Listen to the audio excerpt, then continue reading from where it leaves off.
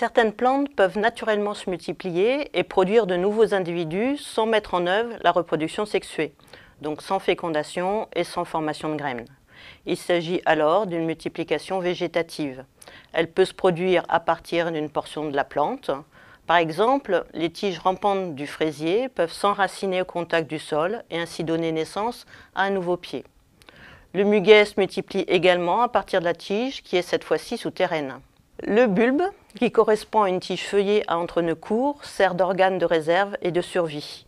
Pour certaines espèces, comme la tulipe et l'ail, cela permet également la multiplication végétative. La multiplication végétative peut également se produire à partir de racines, comme pour le cas du framboisier, le dahlia ou encore la renoncule. En plus de ces exemples, il existe encore de nombreuses autres formes de multiplication végétative naturelle. La reproduction sexuée faisant intervenir la fécondation produit généralement une descendance hétérogène présentant des caractères différents de ceux des parents.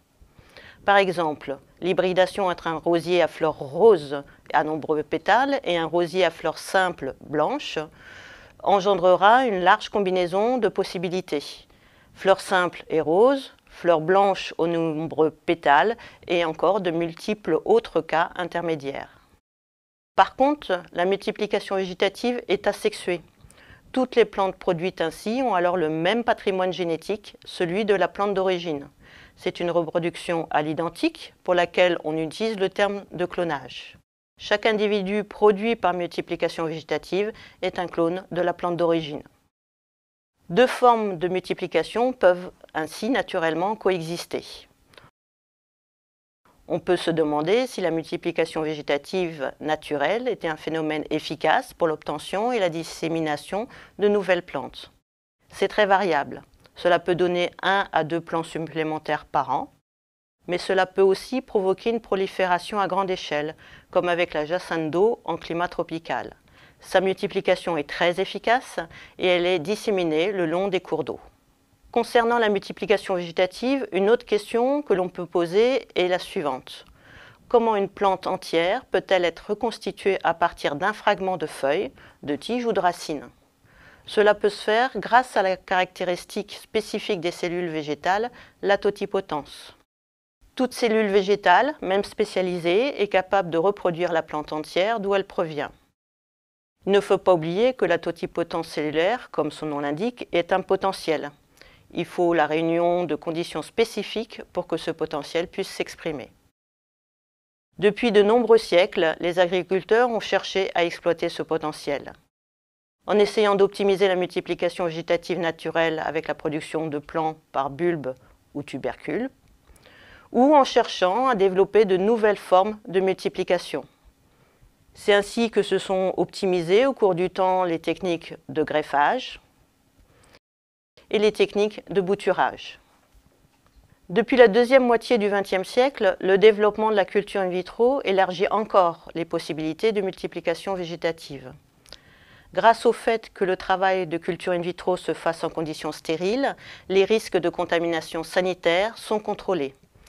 Ainsi, la multiplication in vitro est utilisée quotidiennement pour la production de jeunes plants de fraisiers, bananiers, porte-greffes de fruitiers ou encore de nombreuses plantes ornementales.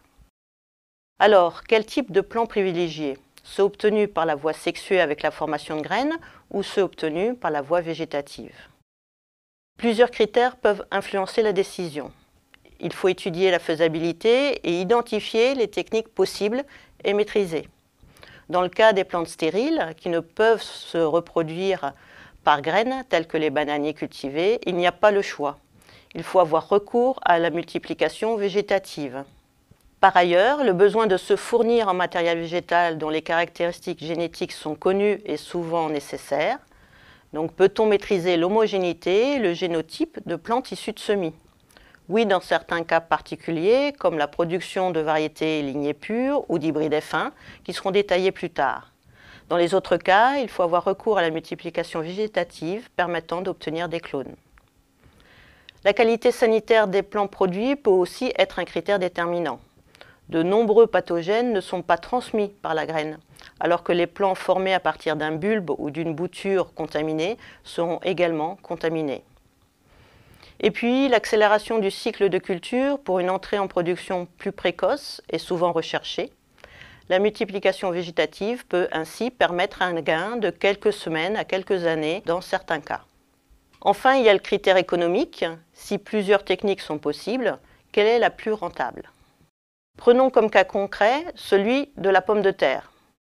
La plante peut être multipliée par semis, pratique majoritaire au XIXe siècle, et de nombreuses maladies ne sont pas transmises par la graine. Mais les plantations sont hétérogènes. L'utilisation du tubercule permet, avec le clonage, l'obtention de cultures homogènes et bien caractérisées, mais le risque sanitaire est important. Une sélection rigoureuse du matériel utilisé et l'intégration au début des années 90 d'une phase en culture in vitro a permis la mise au point d'un schéma de production de plants certifiés, reposant donc sur la multiplication végétative.